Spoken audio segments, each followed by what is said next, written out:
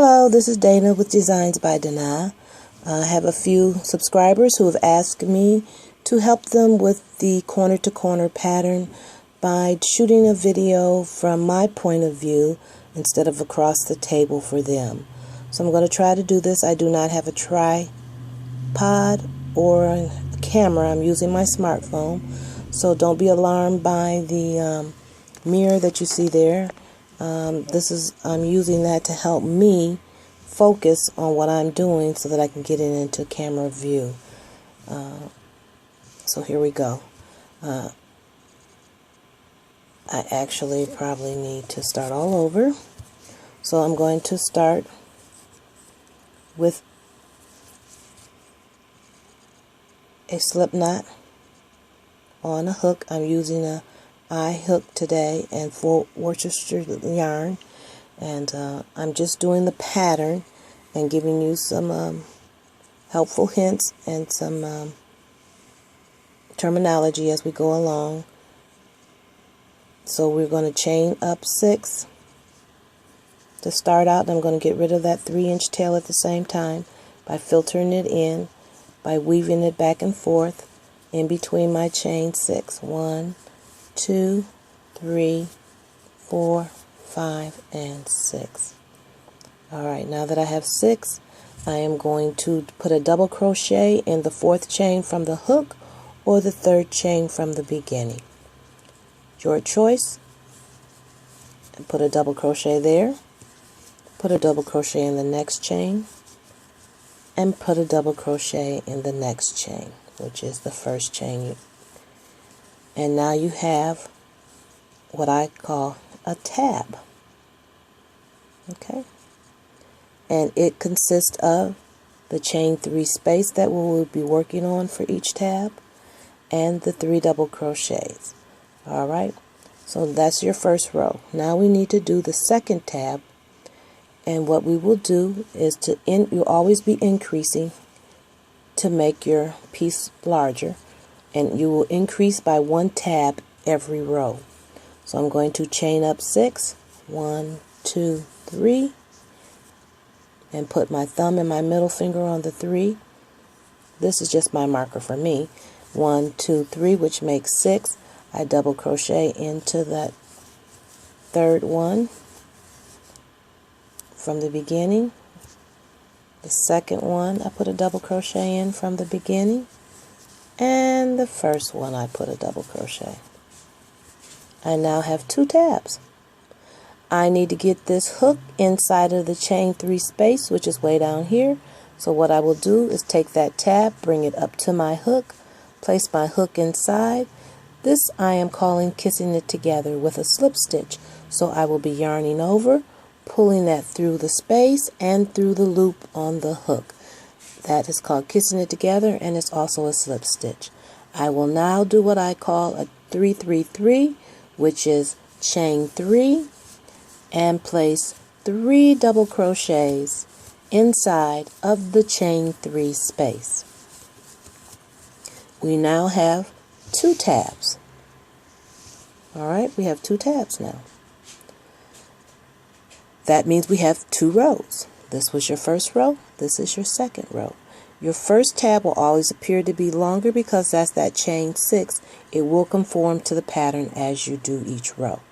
We are now going to increase again. This pattern increases by 1 tab every row. To increase, remember, you always have to chain 6. So here we go. 1, 2, 3, 4, 5, and 6.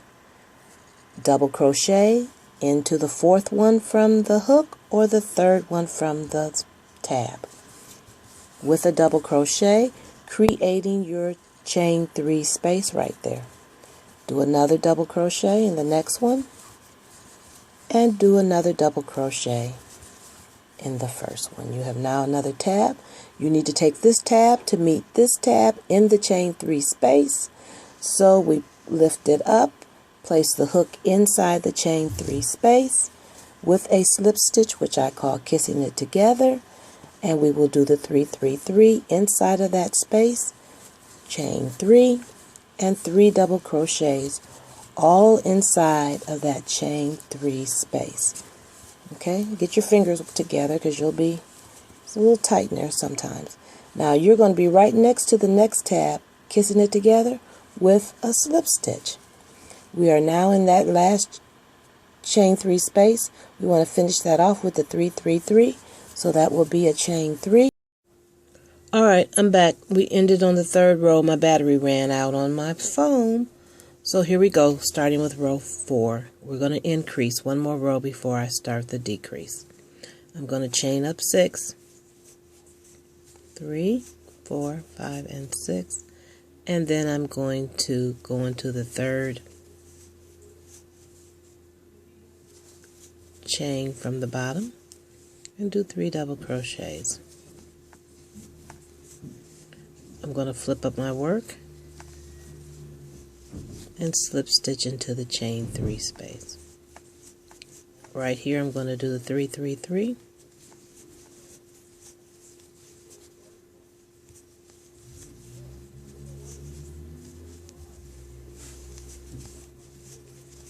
kiss it together, 3 3 3,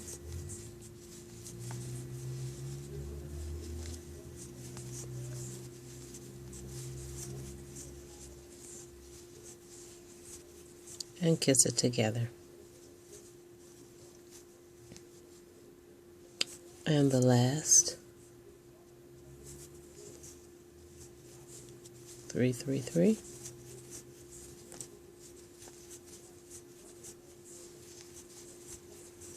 here I'm going to start the decrease. A couple of suggestions. At this point, if you decide to change colors, don't change colors here. I'm going to show you where to slip stitch over to the chain 3 space, and you can change colors here. That will prevent your yarn from bleeding through and it sticking out like a sore thumb. Alright, that's just a suggestion. So I'm going to turn my work. Now I turn my work this way. Some of you may turn your work this way and your thread is in the back. Alright, I'll show you both ways. This is the way I do it. I slip stitch in the first double, top of the double. I slip stitch in the second, top of the double, the third, top of the double, and into the chain 3 space. Alright, that is called a hidden stitch in this application, getting you from point A to point D without height. Alright, so we're going to continue with the pattern. So we're going to do the 3 3 3.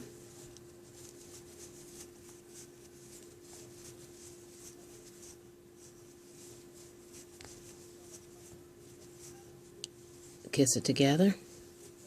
And at this point of the decrease, I'm going to ask you to stop and get a marker of any kind. I just happen to have a safety pin sitting here.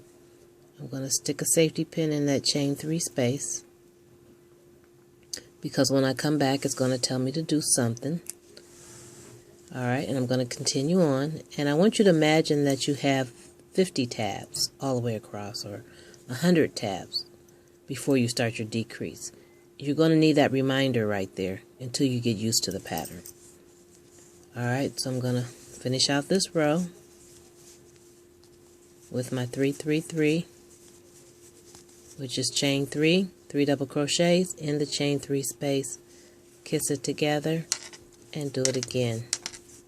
3 3 3.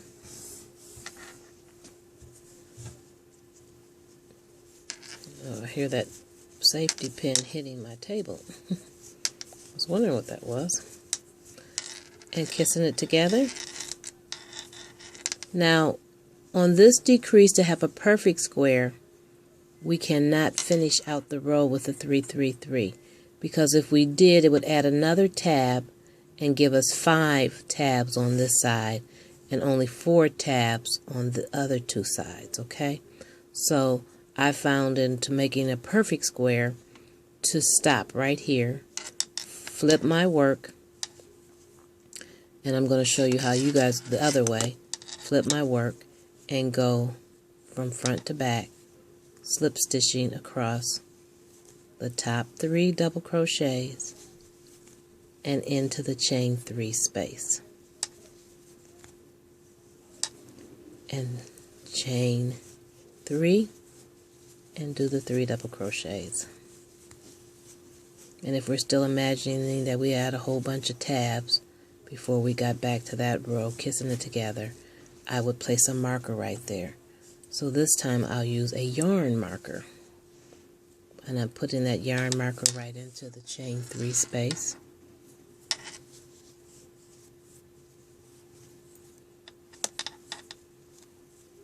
Like that. And I'll finish out.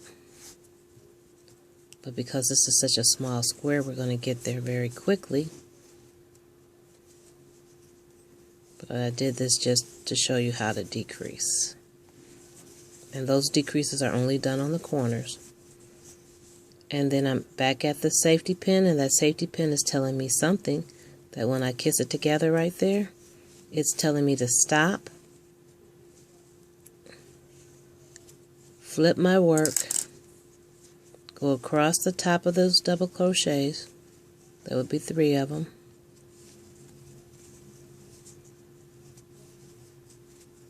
and in the chain 3 space, and then chain up 3, and continue on.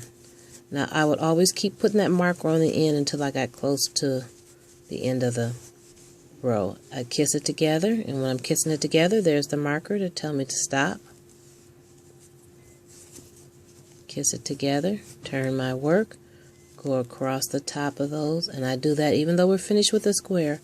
I go across these last ones so that my parameter outside edges are all the same. And I would put a knot, pull it out, and there you'd go. Alright, so I hope that was helpful. Took me a couple of days to get it going, but I had several people that asked me to do it from this point of view instead of looking at it across the camera. And in the future, I will try to get a better camera with a tripod and go from there. And please give me the thumbs up. Subscribe if you haven't already subscribed. And I want to thank you all for viewing my channel. And I want to ask you to look for more videos. And if you have any comments or concerns, just let me know. That's me and my hubby right there. Alright, so take care and be blessed, because you are blessed by the best. That was our video on Corner to Corner.